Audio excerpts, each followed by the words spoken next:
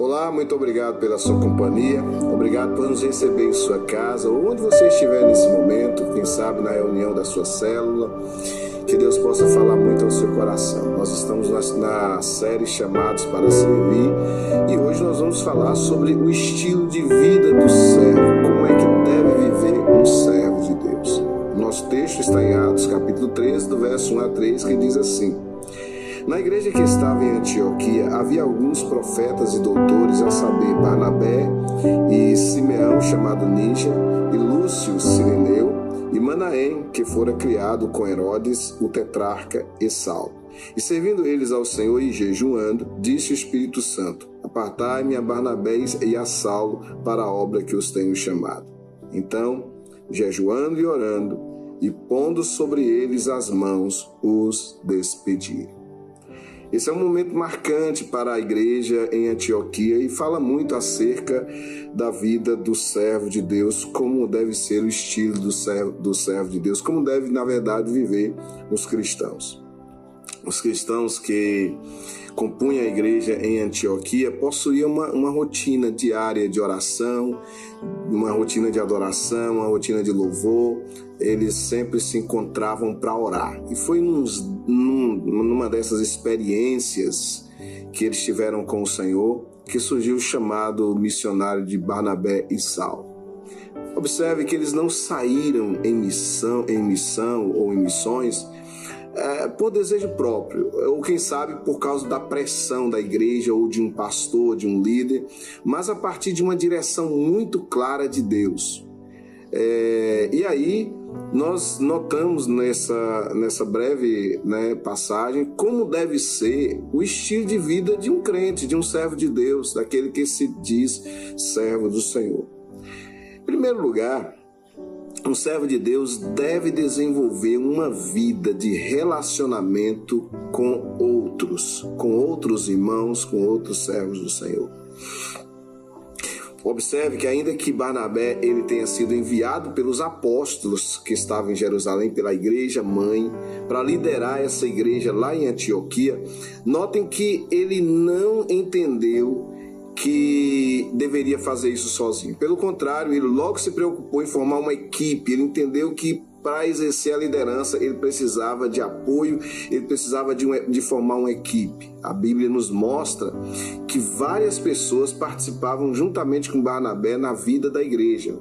O texto nos diz assim claramente: na igreja de Antioquia havia profetas e mestres, Barnabé, Simeão, chamado Níger, Lúcio de Cirene, Manaém, que fora criado com Herodes, o Herodes o tetrarca, e Saulo.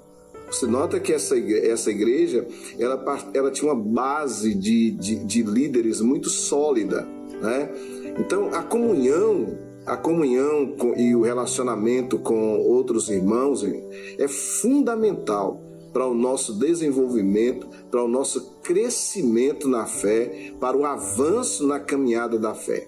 Nós devemos buscar a Deus sozinhos, devemos buscar a Deus em nosso quarto, no TSD, mas também nós precisamos de momentos de oração com toda a célula, nós precisamos de momentos de oração com toda a comunidade maior, no prédio da igreja. Não dá para viver a vida cristã sozinho. A vida cristã não é carreira solo. Relacionamentos fortes e saudáveis, eles são fundamentais para o nosso crescimento e para a frutificação no reino de Deus. Por isso que o discipulado e a célula, elas são tão importantes, porque eles existem exatamente para que ninguém ande sozinho na igreja do Senhor. Porque facilmente a gente pode se perder no meio da multidão, mas na célula, no grupo pequeno, nós somos muito mais do que números, nós somos família, nós cuidamos uns dos outros, somos cuidados e cuidamos uns dos outros. Em segundo lugar, o servo deve desenvolver uma vida de busca a Deus. Lendo esse texto, nós percebemos que os relacionamentos que existiam naquela comunidade, eles eram fortalecidos pela busca do Senhor. Ou seja, eles buscavam Deus juntos. Os encontros deles não eram encontros meramente sociais, meramente para diversão. Eram encontros para buscar o Senhor. Sabe, os irmãos, eles se relacionavam sobretudo para juntos buscarem a presença de Deus, para receber direção da parte de Deus. A Bíblia, ela nos mostra que enquanto eles estavam adorando, enquanto adoravam ao Senhor e jejuavam, o Espírito Santo diz: separem-me a Barnabé e Saulo para a obra que eu os tenho chamado. Sabe que a busca de Deus, ela precisa ser um estilo de vida para nós cristãos, para nós servos do Senhor. Sabe que nesse mundo que nós vivemos, cheio de distrações, portas que se abrem, armadilhas que muitas vezes estão à nossa frente, mas também um mundo cheio de oportunidades, nós precisamos ter direções claras da parte de Deus. Sabe que muitas pessoas, elas erram mesmo querendo acertar. Erram por terem entrado em portas que, apesar de abertas, eram portas erradas. Por isso é que nós, como igreja, nós precisamos buscar a Deus em todo o tempo. Precisamos buscar o Senhor para a tomada de decisões nas nossas vidas. Todos os dias nós temos que tomar muitas decisões e por isso nós precisamos buscar a direção de Deus para que a gente não se perca, porque a vontade de Deus é sempre boa, perfeita e agradável. Em terceiro lugar, o servo deve desenvolver uma vida de submissão a Deus. Note que a Bíblia nos mostra que os irmãos e irmãs, não somente eles receberam uma direção de Deus, que naquele momento o Espírito Santo falou com eles, mas eles se submeteram ao que Deus havia falado. O texto, ele diz assim claramente: enquanto adoravam ao Senhor e jejuavam, disse o Espírito Santo: separe-me a Barnabé e Saulo para a obra que eu os tenho chamado. E assim, depois de jejuar e orar, impuseram-lhe as mãos e os enviaram.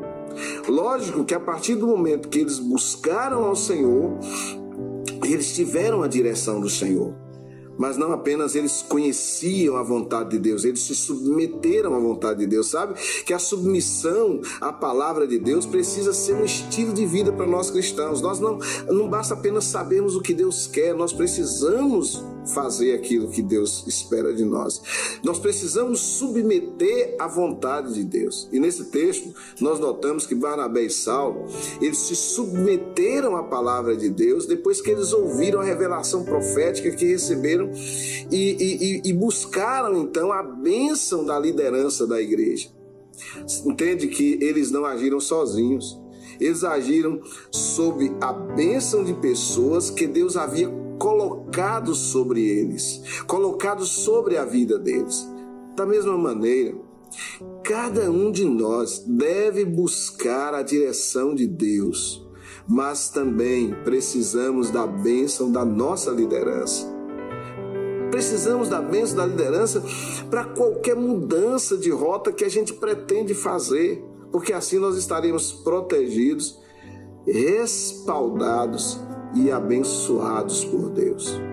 Que Deus abençoe a sua vida e você possa colocar em prática o que significa ser um servo de Deus e como deve viver um servo de Deus. Se Deus falou ao seu coração, não esqueça.